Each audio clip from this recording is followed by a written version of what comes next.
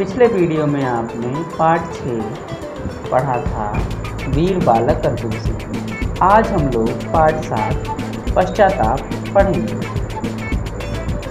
इसमें दो बच्चों और चिड़िया की कहानी जाते हैं।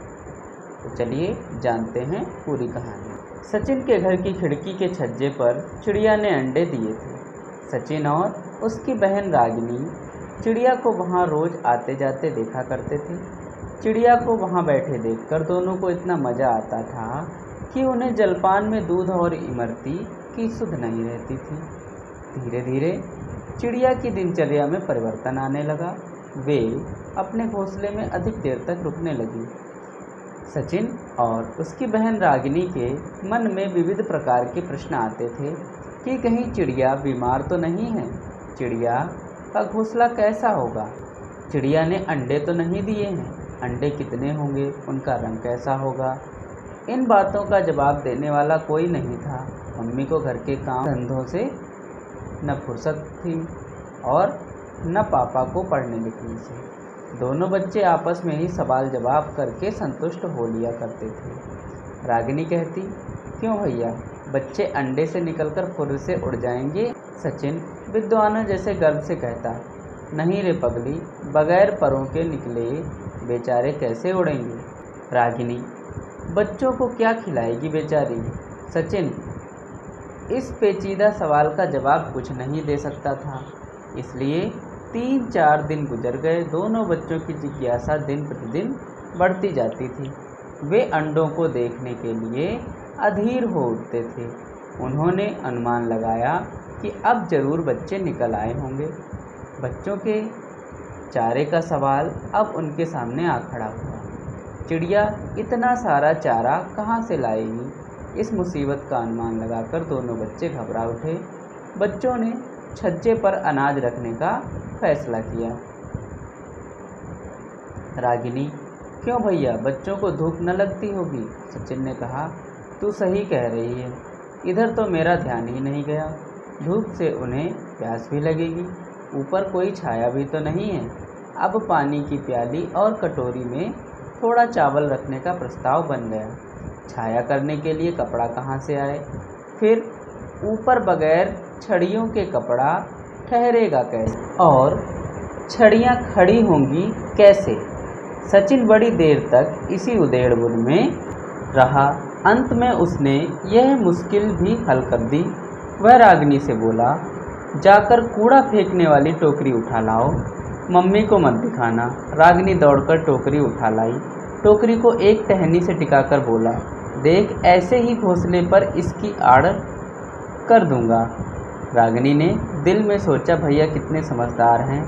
गर्मी का दिन था, पिताजी काम से ऑफिस गए थे। माँ ने दोपहर में डांट डपट कर दोनों बच्चों सुलाने के साथ साथ स्वयं भी सो गई। परंतु बच्चों ने तो झूठ मूठ में सोने का नाटक किया। ज्यों ही मालूम हुआ कि माँ अच्छी तरह सो गई, दोनों चुपके से धीरे से दरवाजे की सिटकनी खोलकर बाहर आ गए। अंडों की हिफाजत की तैयारियां होने लगी। सचिन स्टूल ले आया, लेकिन फिर भी काम न चला तो छोटी सी चौकी उठा लाया और उसके ऊपर स्टूल रखा। रागिनी ने स्टूल पकड़ा और सचिन चढ़ गया। ज्यों ही छज्जे पर हाथ रखा, चिड़िया उड़ गई। सचिन ने देखा, थोड़े से तिनके बिछे हुए हैं और उस पर हैं 3 अंडे।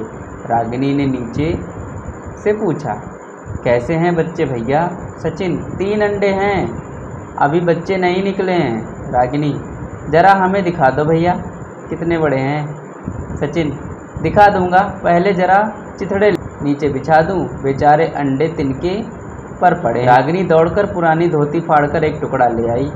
सचिन उसे ले 2-3 तह करके तिनके पर बिछाकर धीरे से अंडे उस पर रख दिए। रागिनी ने फिर कहा, हमको भी दिखा दो भैया।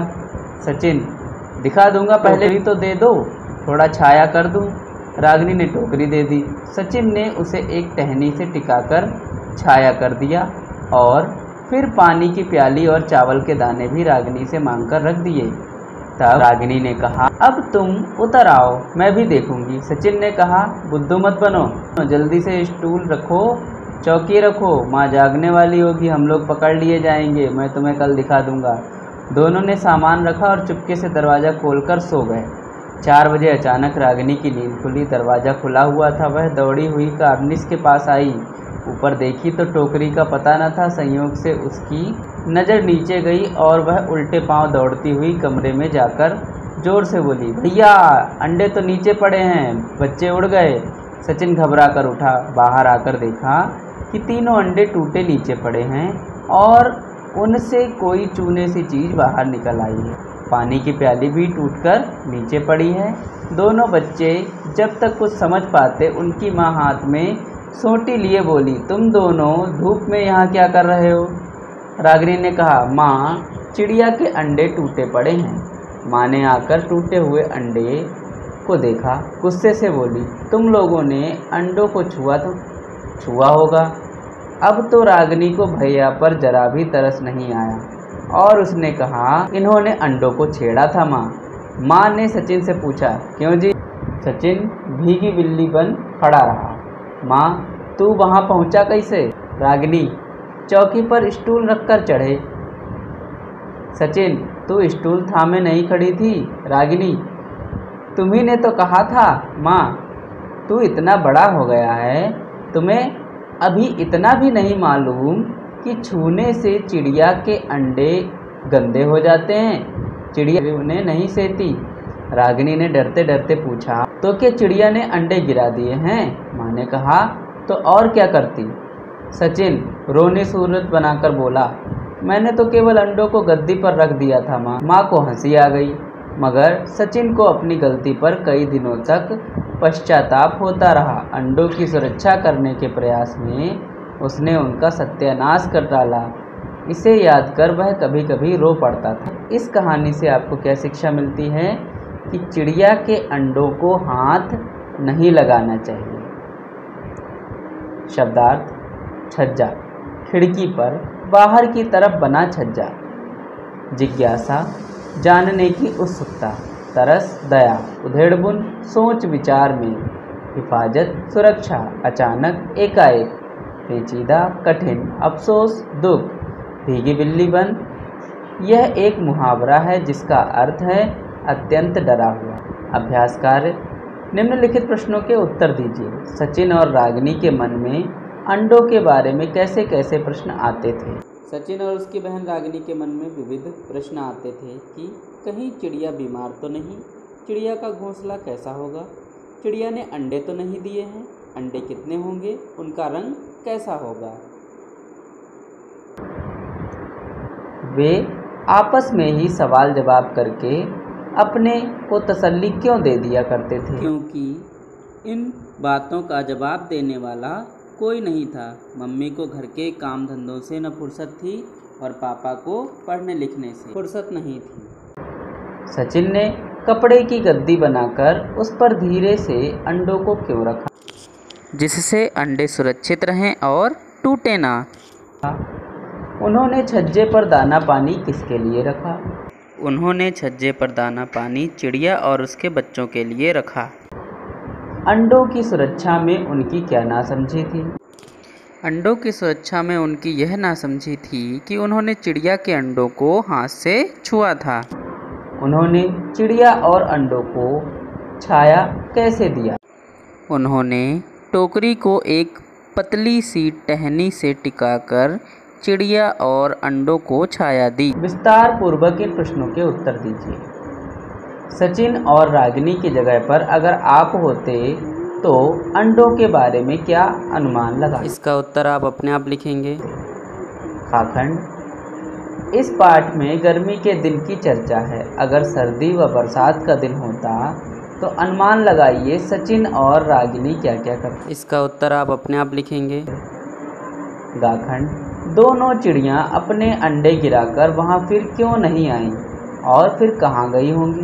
दोनों चिड़ियाँ अपने अंडे गिराकर वहाँ फिर इसलिए नहीं आईं क्योंकि सचिन ने अंडे छूकर गंदे कर दिए थे और चिड़िया गंदे अंडे नहीं सेती। चिड़िया अंडे गिराकर कहीं और घोंसला बनाने चली गई होगी। घाखंड, सचिन और रागिनी चिड़िया और उनके अंडों के बारे में बहुत उत्सुक थे। आप भी किसी नई चीज़ या बात को लेकर उत्सुक हुए हैं। आपके जीवन में घटित ऐसी किसी उत्सुकता की घटना का वर्णन करें। प्रश्न संख्या 3, निम्नलिखित शब्दों को अपने वाक्यों में प्रयोग करें।